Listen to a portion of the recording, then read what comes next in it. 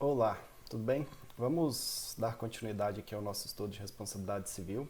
Só para lembrar para vocês aqui que nós estudamos a parte de introdução às espécies de responsabilidade civil, os pressupostos clássicos, as funções aqui da responsabilidade civil, reparatória, punitiva e preventiva principalmente. Deixa eu dar um espaço aqui para ficar melhor para nós. Vimos as excludentes de ilicitude, dentre elas o estado de necessidade, a legítima defesa, o exercício regular de direito e o estrito cumprimento de dever legal. Então, basicamente, nós paramos aqui no ponto que seria o ponto 5, né? Logo em seguida, as excludentes de ilicitude. Então, o próximo assunto que nós vamos abordar aqui para completar o nosso estudo de responsabilidade civil é um instituto chamado abuso de direito. Então, vejam o seguinte. Quando nós estudamos lá o ato ilícito, nós vimos que o artigo 186 diz o seguinte. Então, deixa aqui o conceito para nós. Aquele por ação, omissão, negligência ou imprudência violar direito causado dano a outrem, ainda que exclusivamente moral, comete ato ilícito. Então, nós vamos até ver de forma mais aprofundada os vários pressupostos, vários elementos que nós temos aqui quando falamos em responsabilidade clássica ou responsabilidade civil subjetiva, onde o artigo 186 é muito importante. Mas, por enquanto, só para a gente dar seguimento ao nosso raciocínio aqui, nós precisamos estudar o abuso de direito. Então, prestar atenção que o artigo 186 ele fala do ato ilícito, e a gente pode abrir aqui o artigo 187, que é o artigo que vai trabalhar com o abuso de direito. Então, vejamos. Temos aqui o ato ilícito, logo em seguida nós temos o abuso de direito, que vem no artigo logo seguinte, que é 187. Então, o primeiro ponto que você tem que tomar bastante cuidado é esse aqui, ó. Só um minutinho, deixa eu dar um negrito aqui, o abuso de direito que nós estamos estudando. Artigo 187. Lembrar, também comete ato ilícito o titular de um direito que, ao exercê-lo, excede manifestamente os limites.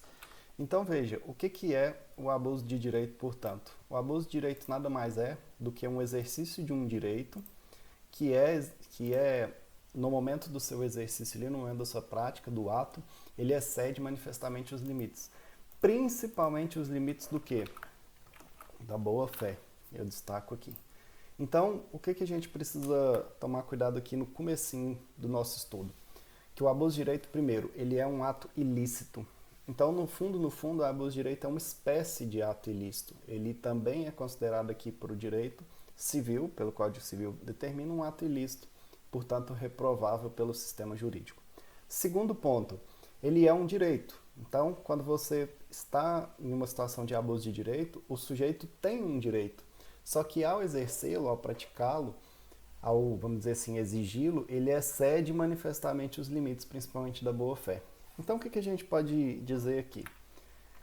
Primeiro ponto, vamos pensar assim, historicamente, o abuso de direito decorre no direito romano dos atos emulativos. Isso pode aparecer em uma prova para você. O que é o chamado ato emulativo? É aquele ato que é feito com a intenção de prejudicar alguém, vamos colocar assim, com a intenção de prejudicar outrem. É aquele ato que é praticado de forma a ter como finalidade ou função prejudicar outra pessoa, uma espécie de vingança, uma espécie de sabotagem ali com o próximo. Então, é dos atos emulativos que você tem a origem dos chamados abusos de direito. Historicamente, tem dois casos que são contados quando se dizem no grande destaque que o abuso de direito teve dentro do sistema jurídico, né? Diz que, em um primeiro momento, um sujeito tinha um vizinho que trabalhava com balões, né, esses balões de voar mesmo, e ele, de certa forma, para prejudicar o vizinho, ele construiu torres com hastes pontiagudas na sua propriedade. Então, veja, a princípio, se você for pensar no direito de propriedade, ele vai do subsolo até a parte vamos dizer assim, do ar, né? Você pode construir, por exemplo, um prédio em tese de quantos andares você quiser dentro daquela medida que é a sua propriedade. Nesse exemplo específico, o cara construiu uma torre com vários espetos, né? Várias hastes pontiagudas, basicamente para prejudicar o seu vizinho que trabalhava com, se eu não me engano, era manutenção de balões, era uma coisa assim. Então, historicamente, tem esse caso, e tem um outro caso interessante também, que era do sujeito que, ao construir um determinado fogão, chaminé desse fogão, ele jogou no muro da casa do vizinho, né? Então, veja, a princípio você pode construir uma chaminé na área da sua propriedade sem nenhum tipo de problema. Só que a partir do momento que você faz essa chaminé com a saída da fumaça para o lado do seu vizinho, obviamente você passa a agir de forma ilícita, porque excede aquele direito seu de construir na sua propriedade. Então veja que os direitos de vizinhança, eles acabam ganhando grande importância aqui quando a gente pensa em abuso de direito, né? A ideia de que você tem que garantir o sossego, a segurança, até mesmo a saúde dos seus vizinhos. Em tese, você pode fazer o que quiser na sua casa, mas não pode ligar o seu som 3 horas da manhã no volume máximo, né? Ou não pode pôr fogo lá no quintal da sua casa, ou deixar lixo jogado lá, entulho. Vamos pensar aí até a questão de água parada, né? Mosquitos da dengue, enfim. Você acaba abusando daquele seu direito, que seria o direito de usufruir, de usar a sua propriedade, quando acaba colocando em risco ou atrapalhando a vida dos seus vizinhos aí na sua vizinhança. Então a gente pode trabalhar com esse raciocínio, mas dizer que é a partir do Código Civil de 2002 que nós temos o abuso de direito como um ato ilícito aqui. O Código de 1916, ele não previa o abuso de direito. Só existia nele o ato ilícito conforme está no artigo 186, ok? O que é importante a gente pensar aqui? Nos elementos do abuso de direito. Quais são esses elementos que nós precisamos ter? O exercício de um direito,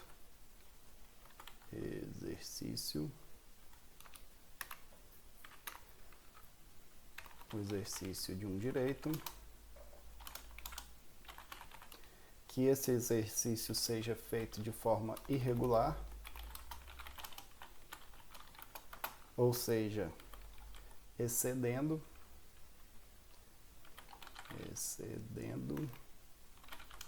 manifestamente, aí aqui os limites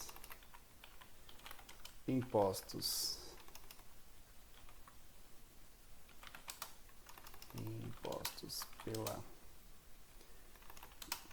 pelo, né, fim econômico, social, boa-fé ou bons costumes. Então, quando a gente pensa em um abuso de direito, ele é, em resumo, é o exercício irregular de um direito. Então, perceba o seguinte, quando a gente fala em abuso de direito, nós estamos mencionando um direito que existia, mas esse direito foi exercido de forma irregular, ele excedeu os limites. E esse irregular aqui, eu insisto, principalmente violando a boa-fé objetiva, na sua função que a gente vai chamar de função controle, como aponta larga doutrina. Então, a boa-fé, ela acaba aquele comportamento ético, honesto, justo, leal, solidário, ela acaba sendo um filtro ou um limite para você praticar os seus direitos. A partir do momento que você excede esses limites, que você abusa da boa-fé, você passa a agir de forma ilícita em razão do abuso de direito. Nós poderíamos pensar o seguinte: o abuso de direito possui o objeto, para colocar assim, do ato lícito, mas em razão dos resultados que atinge pela irregularidade, se torna ilícito. Então é o que alguns autores vão chamar de ilícito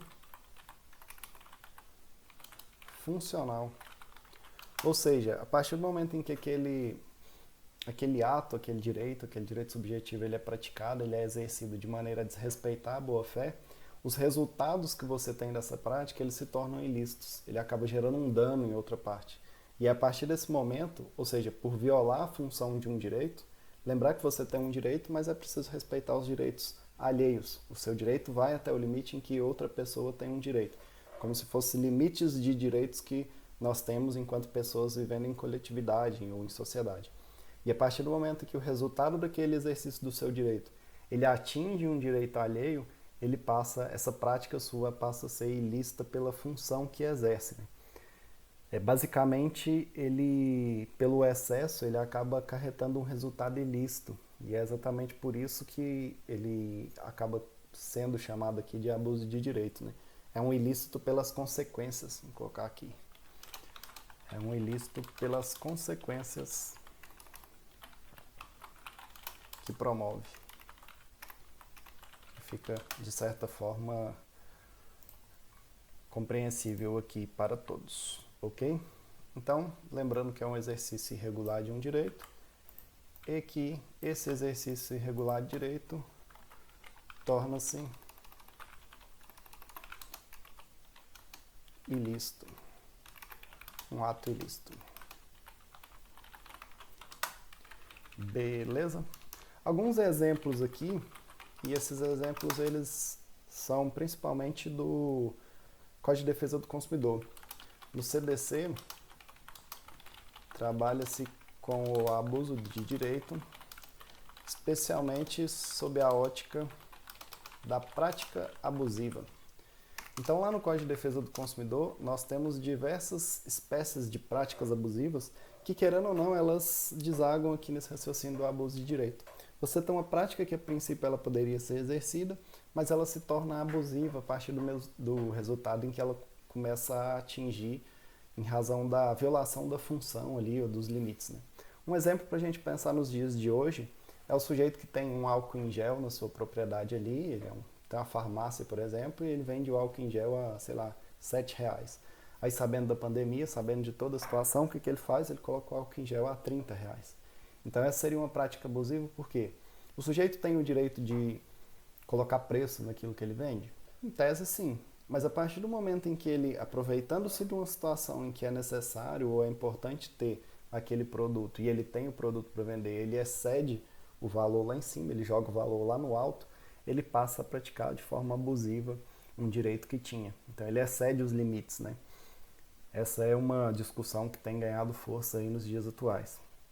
Nós podemos chamar aqui vários outros exemplos, como o caso de uma publicidade voltada para criança, que incitava essas crianças a jogarem os tênis fora, né? Era uma publicidade que vinha com o tênis ali, que queria vender, e aí no meio da publicidade as crianças pegavam todos os tênis que tinham ali guardados no quarto e jogavam no lixo, jogavam na fogueira, uma coisa assim. Então é como se fosse aquela ideia de que esses tênis velhos não servem, vamos jogar fora, eu preciso do novo, que é o que está sendo demonstrado na publicidade. Sob a ótica do Código de Defesa do Consumidor, em que você tem que ter um padrão ético de respeito e de solidariedade, sob os padrões de lisura, de honestidade, de comportamentos éticos, né, corretos, essa ideia de induzir crianças a jogarem os tênis fora foi considerada uma publicidade abusiva pelo abuso de direito em si, como nós estamos trabalhando aqui. Você, em tese, pode fazer publicidade do jeito que quiser, a partir do momento que você incita crianças a jogarem sapatos fora, passa a ser esse direito de fazer publicidade, ele excedeu o limite ali da boa-fé objetiva. Outro exemplo de abuso de direito que nós temos aqui também, dentro da ótica do Código de Defesa do Consumidor, é chamada venda casada, né? Quando o fornecedor ele oferece um produto ou um serviço, mas desde que vinculado a outro produto ou serviço. Então você pode até comer pipoca dentro do cinema, mas essa pipoca só pode ser adquirida na lojinha do cinema ali. Típica venda casada, e que é considerada uma prática abusiva. Você pode, de certa forma, vender pipoca para o sujeito? Pode, mas a partir do momento em que você limita essa pipoca, né, autorizar o sujeito a entrar com pipoca no cinema somente se ele comprar dele, sem nenhum tipo de razão, nenhum tipo de justificativa, você está cometendo aí a chamada venda casada. Ou o exemplo do brinquedo que vem junto com o lanche, né? Você só tem direito ao brinquedo se você adquirir o lanche que vem com o brinquedo, que foi o caso do McDonald's aqui. A discussão se configuraria ou não venda casada, aquela questão do McLanche Feliz. E entendeu-se que sim, você deveria ter a possibilidade de comprar só o brinquedo ou só o lanche, não vincular um produto ao outro, né? Como forma de praticar aí um comportamento que é proibido pelo Código de Defesa do Consumidor. Outro exemplo apresentado até pelo professor Flávio Tartucci é o envio de spams ou publicidades, né? Então, em tese, que são chamadas publicidades não solicitadas. Em tese, você, enquanto empresário, pode oferecer os seus produtos ou seus serviços para onde você quiser, para quem você quiser. Agora, a partir do momento em que, por exemplo, o banco te liga todos os dias, que é o que está acontecendo comigo, num horário ali do almoço, né, 1 hora da tarde, meio-dia e meia, te liga te oferecendo um empréstimo todo santo dia, ou todo santo dia da semana, então todo sábado ou toda sexta-feira, ou com uma frequência, a partir do momento que ele começa a te ligar, te importunando, te enchendo o saco para você adquirir aquele serviço ali ou comprar um produto, ele passa a abusar do seu direito de ofertar produto e serviço, né? Violando o direito da outra parte que tem, querendo ou não, um sossego, não quer receber aquilo ali. Imaginem as nossas caixas de e-mail, né, lotadas ali de publicidades, os chamados spams. Para o professor Flávio Tartucci, isso configuraria um abuso de direito. Por quê? Seria como se você extrapolasse o direito de ofertar produtos e serviços, ok? Então veja que o próprio conceito de abuso de direito, conforme ele é colocado aqui no código, né, excede manifestamente os limites impostos pelo fim econômico, social, pela boa-fé, pelos bons costumes. É um conceito amplo, flexível, um conceito jurídico que a gente vai chamar de indeterminado. E aí ele vai depender do caso concreto, das especificidades, para você analisar se houve um abuso ou não houve um abuso. Se aquele sujeito tinha realmente o direito de praticar aquele ato ali, tal qual praticou, ou se no momento em que ele praticou ele excedeu. E lembrando sempre da exigência do dano. Para você falar em responsabilidade civil, e aqui seria responsabilidade civil pelo abuso de direito, em tese você precisa de um dano. Você precisa que aquela parte que se sente prejudicada demonstre que existiu um dano naquele exercício manifestamente abusivo de um direito, ok? E em contrapartida, para a maioria da doutrina, não há necessidade de analisar a culpa aqui. O sujeito que abusa de um direito, ele pode ter abusado independentemente de culpa. Você não precisa analisar se ele tinha intenção ou se ele violou um direito qualquer de cuidado ali, um dever qualquer de cuidado, né? Quando ele praticou o ato para verificar se houve abuso de direito ou não. O simples fato de exceder esses limites, de ficar verificado que ele excedeu os limites, já configura o abuso de direito conforme exige o código. Então, recapitulando aqui, nós estamos falando do abuso de direito, que é, segundo o código, um tipo de ilícito, de ato ilícito. Quando a pessoa exercendo um direito, ela excede manifestamente os limites impostos, ela passa a agir de forma ilícita e por isso é possível você falar em responsabilidade civil. Lembrar que é um exercício irregular de um direito, que viola os limites traçados pela boa-fé, e o Código de Defesa do Consumidor, que é um diploma que trabalha muito com a prática do abuso de direito. Lá ele denomina prática abusiva, que em última análise tem raciocínios bem parecidos, né? O que é a prática abusiva? Aquela prática que a princípio existe, ela é regular, mas no momento em que ela excede ali os limites, principalmente determinados pela boa-fé objetiva, ela passa a ser abusiva, por isso combatida pelo Código. Então, em resumo, a gente termina essa parte aqui para entrar agora em um trecho que nós vamos colocar da seguinte forma. Estudamos o abuso de direito aqui como ponto 5, vamos colocar como ponto 6 aquilo que vamos denominar de elementos da responsabilidade civil. Elementos da responsabilidade civil clássica, ou também chamada de subjetiva. E por que subjetiva? Porque ela demanda a análise da culpa do sujeito. E aqui nós já traçamos quais são esses elementos. Um primeiro é uma conduta. O segundo é que essa conduta seja culposa, que exista um nexo, vamos colocar aqui nexo causal, e que essa conduta culposa esteja relacionada, tenha um nexo de causa com o dano. Como que nós vamos fazer aqui, ou como faremos? Para cada um desses elementos aqui, deixa eu mudar essa numeração aqui. Para cada um desses elementos, nós vamos nós vamos aprofundar. Então vamos falar bastante sobre a conduta, as formas de conduta que nós temos possíveis de serem consideradas elementos aqui de uma responsabilidade civil. Depois nós vamos trabalhar a culpa, como que a culpa é traçada dentro da ótica da responsabilidade civil.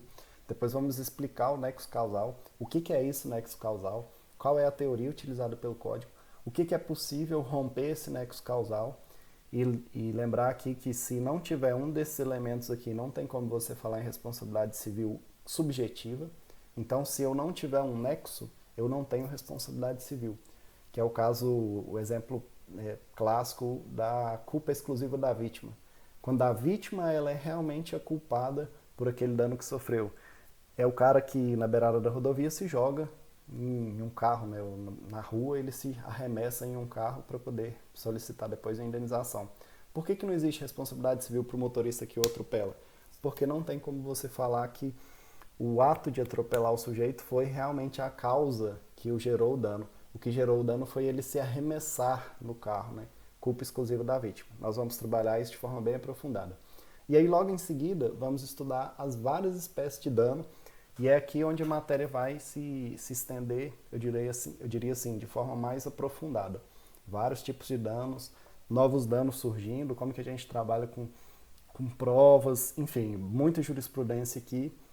Então, nossa missão, seguindo a disciplina, é estudar cada um desses elementos aqui para podermos compreender de forma bem aprofundada e bem intensa mesmo como que é a responsabilidade civil subjetiva, clássica, que para a maioria da doutrina é a regra no Código Civil.